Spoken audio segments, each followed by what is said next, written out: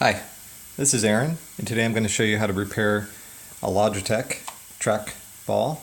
This is the M570, and I've had this track ball a couple of years now. This is the second one I've had. I had one, I think I first got into these, I don't know, probably more than 5 years ago, but it's my favorite kind of mouse or input peripheral for cursor manipulation. And this is the first time this has ever happened to me. And this particular mouse, when I do a left click, sometimes it double clicks. And it's really annoying, and actually it's completely unusable because you can't really drag and drop anything because you have to be really quick about it, because if you click on something and try to drag it, it'll unclick and then re-click, and then it messes you up. So anyway, let's get started. So this ball just kind of pops out. You can push it through this hole too.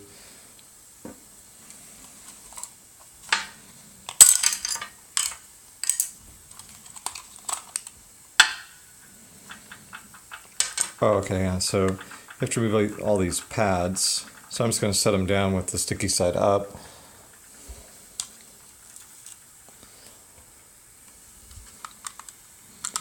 I have taken this apart before. I tend to take things apart.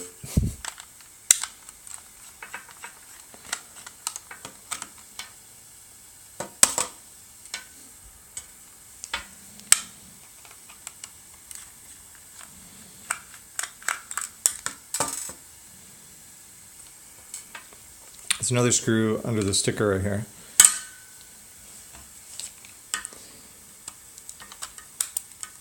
Right there.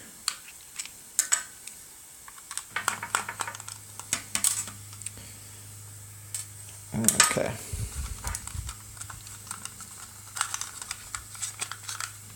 There we go. So you're going to set this part aside.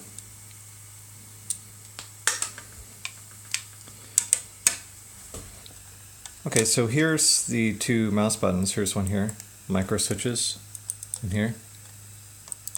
You can see on it, it says Omron, and on this side has the model number D2FC57N. So it's my suspicion, my original suspicion was maybe these little tabs on here weren't lining up. So this, oops, let me use a screwdriver. This tab right here is what pushes the button, this one and this one. And I thought maybe they weren't lining up, and maybe that was why it was causing a problem, but it looks like they were lining up just fine, so I don't think that was it. I think it's the micro switch. And I figure, I mean, this is 2 years old, so micro switches wear out. Might as well just replace them both. So what I did is I bought some micro switches on eBay. These were about $6, and they're authentic Omron switches. You can actually get these for a lot cheaper if you buy them from China. I didn't want to risk it because, so you can see it says Omron right there. I didn't want to risk it because, you know, I mean, it's a bit of work to go in here and replace these micro switches.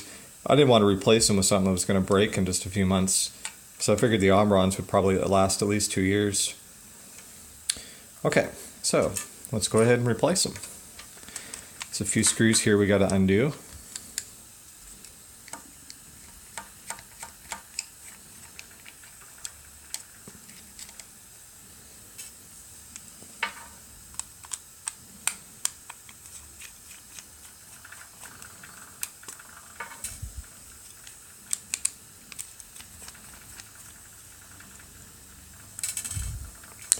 So with my last TrackMan that I had, I thought it would be a good idea to take it apart and see if I could remove these ceramic bearings, or I'm not sure actually what they're made out of. I think they're ceramic, but I'm not sure. They might be plastic. I thought it would be smart to replace them with ball bearings. So I took it apart and I tried to, I don't remember exactly how I went about it, but I just totally jacked it up. I pretty much just made the mouse completely unusable. So you have to pull this out.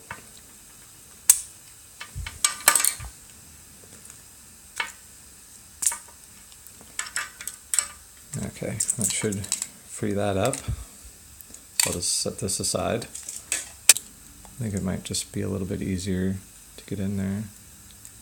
So that kind of, I don't know if you saw me, it kind of just pries up like that.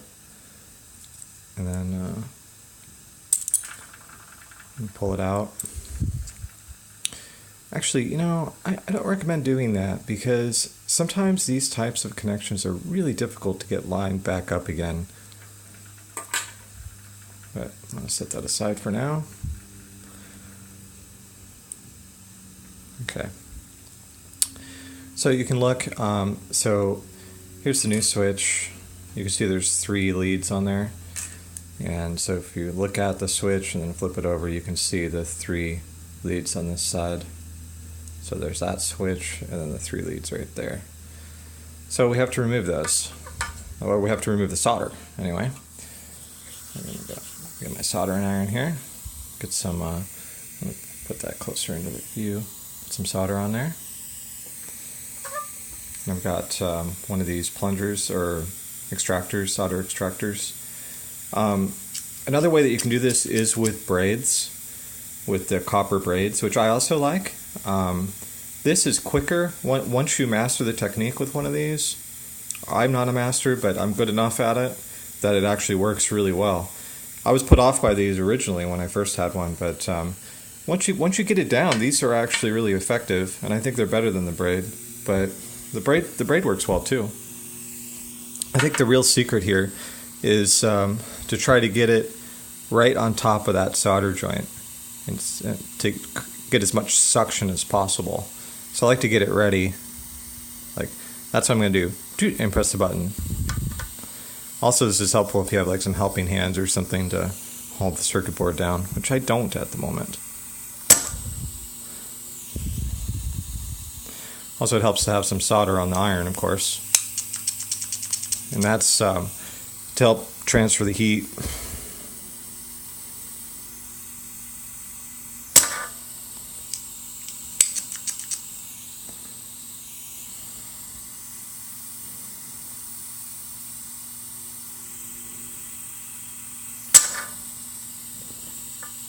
Let me get that one too good. Try that one again.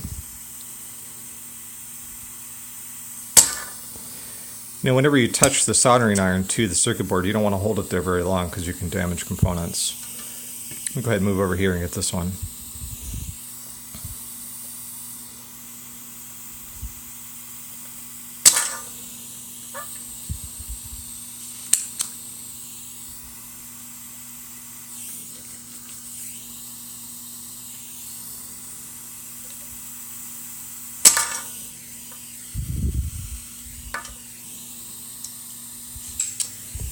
Okay.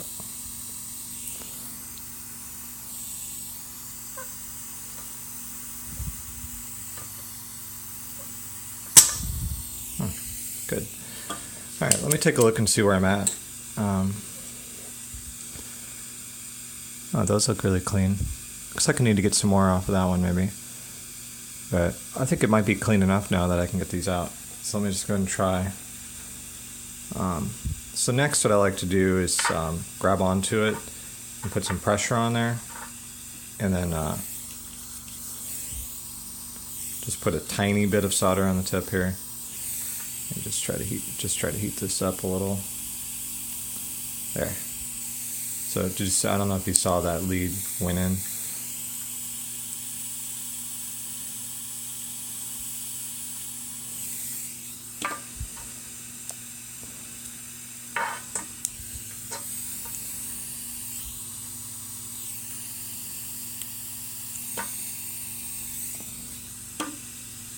Okay, almost got it there. Yeah, there we go. Those look pretty cleaned out, so that'll work well for. Just there was a little bit of solder on there, so I just brushed it off. Should be easy to get the new switch in there, no problem. There. All right, now let's work on this one. I think it too might also come out. Let's give it a try.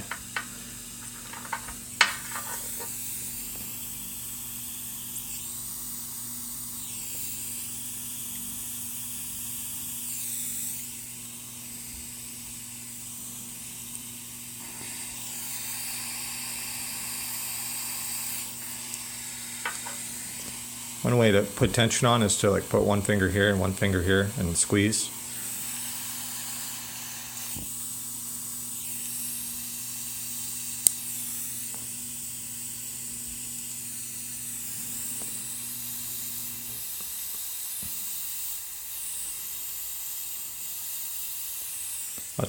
That center one's getting stuck. I think that's what it is. Yeah, it's the center one.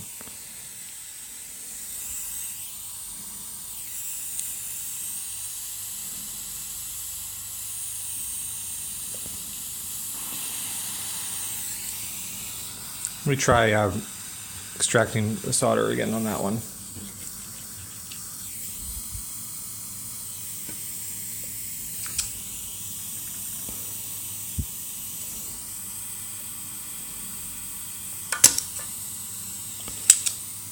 I'm gonna try this bottom one too. It looks like I got some solder on it.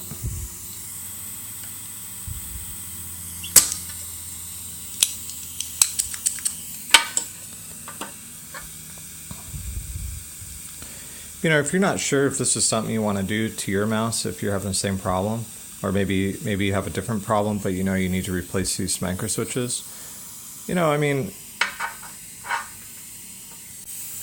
you might as well give it a shot. I mean, it'll save you, what, $50? I think these cost $50. Worst that can happen is you'll just ruin it. You have to buy a new one anyway.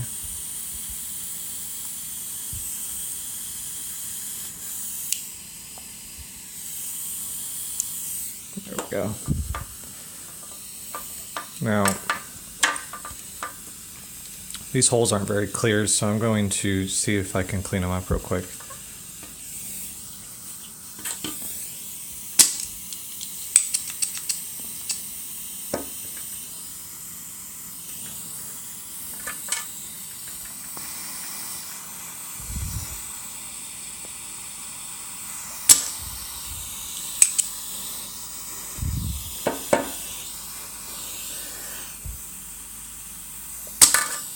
There we go.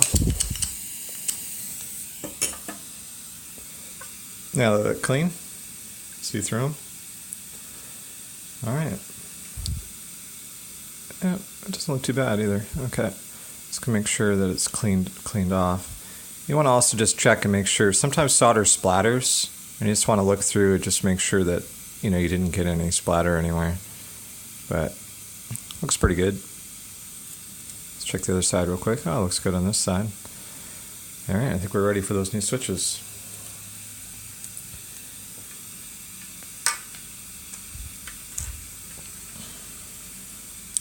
So of course the switch needs to be on the top, and it's actually indicated right here on the circuit board too. Right there. And there. For the switch part. So I'm going to go ahead and do this one first. See if that fits. Oh, nice. It fits right in. You want to make sure that this fits flush against this side of the circuit board.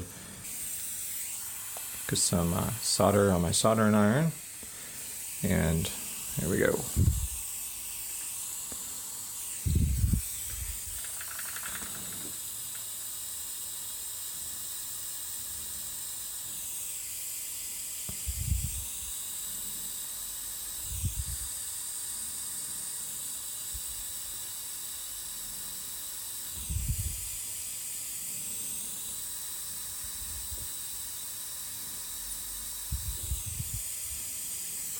Okay, that looks good.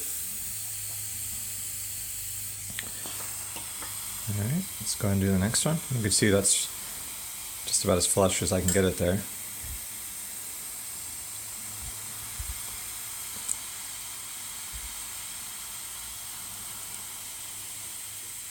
Okay, this one's not fitting. I'm going to clean my iron, and then I'm just going to put it right in the hole. See if that'll help clean it out.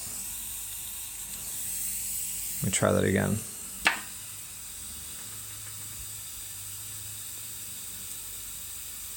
Okay, looks like the top hole is the only one that's giving resistance now. So I'm just going to heat up that top hole.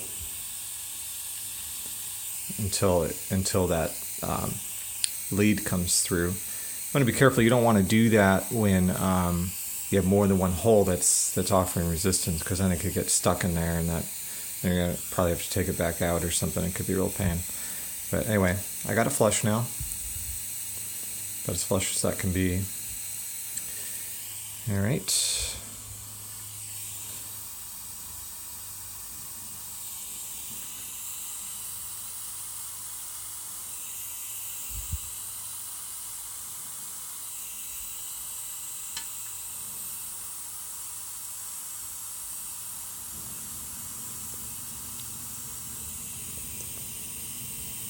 Anyway, that should do it. Let's go ahead and get this thing back together.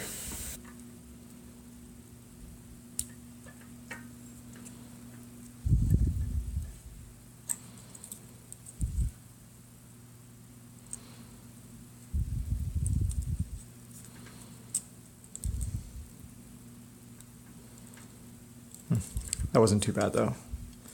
I've seen much worse.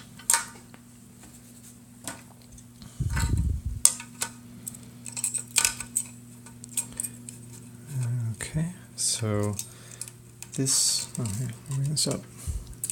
This needs to get pushed down into this slot first.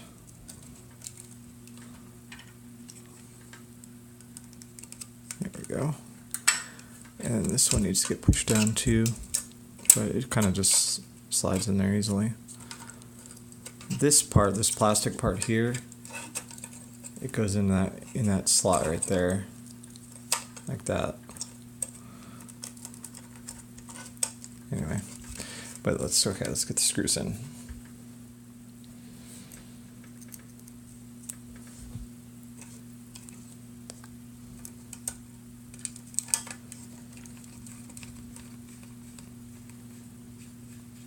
I don't like to tighten them all the way down. I just like to get all the screws in first, lined up first, and then I'll go back through and tighten them all down.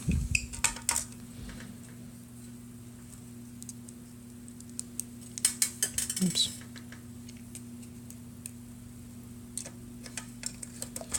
There's one on the back side here.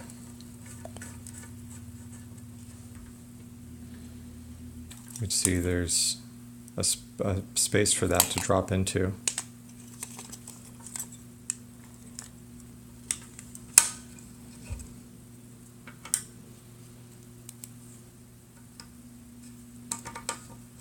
There we go.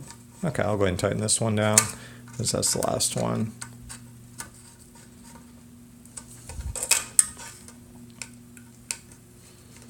Just like a quarter turn after getting snug is fine, or just snug is fine actually on this. You don't want it to wiggle around, of course. Alright, so I'll just line that up into that slot, and then there's another slot over here too. So those need to be lined up like that.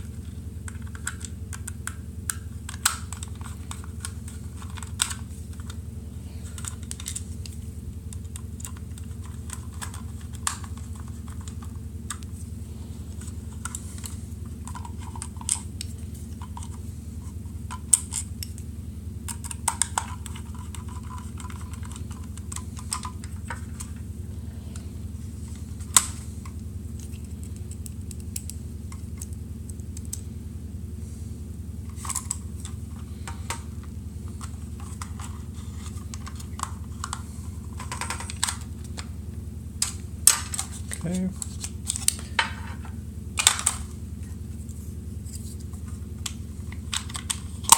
See if it turns on.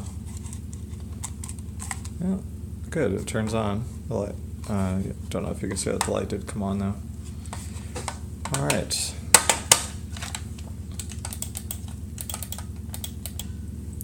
Move some of this stuff out of the way. I'll put these feet back on.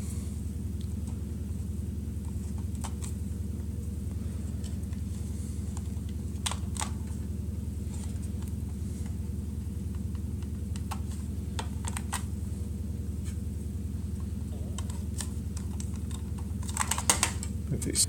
Okay, but you can see there the mouse is working. It is clicking. Oh yeah, there is, yeah, both the right click and left click are working. Anyway, thanks for watching. I hope that was helpful. And you know, again, I mean, if you have one of these and it's not working, it's not a big deal just to open it up and take a look. I mean, worst case scenario is you just break it and buy a new one. You'll have to buy a new one anyway. All right, thanks for watching. Bye guys.